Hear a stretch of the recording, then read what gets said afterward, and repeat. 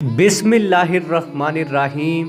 अल्लामा हादम हुसैन रिजवी साहब ने साद रिजवी साहब की 2020 में अपनी हयात मुबारका में तयशुदा शादी क्यों ना होने दी, इस बारे में डिटेल के साथ और सबूत के साथ आप लोगों को आगाह करूंगा।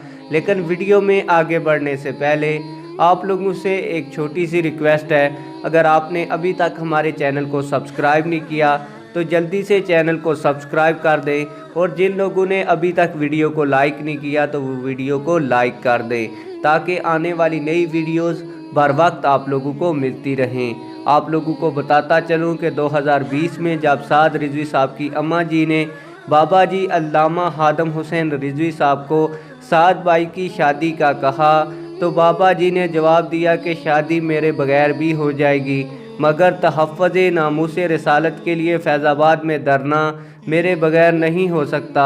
और फिर 104 बुखार होने के बावजूद बाबा जी नवंबर की सख्त सर्दी में फैज़ाबाद पहुँचे, जिसके बाद आपका विसाल हो गया। और आज 3 फरवरी साद भाई की शादी है, मगर बाबा जी के बगैर। आप लोगों की इस हवाले से क्या राय है? कमेंट सेक्शन में अपनी राय का ज़रूर इजहार करें।